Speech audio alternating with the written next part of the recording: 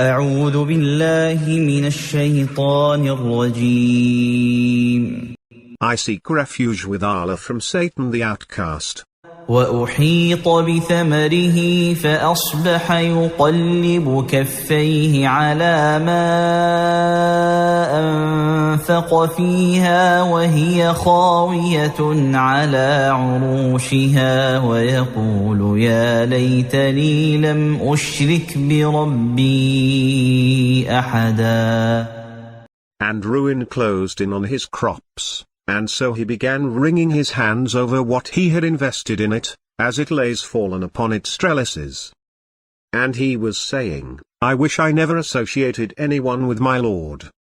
ولم تكن له فئة ينصرونه من دون الله وما كان منتصرا. He had no faction to help him besides Allah, and he was helpless.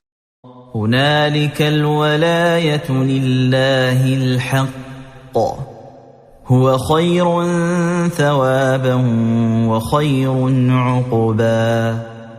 That is because authority belongs to Allah, the true. He is best in rewarding, and best in requiting.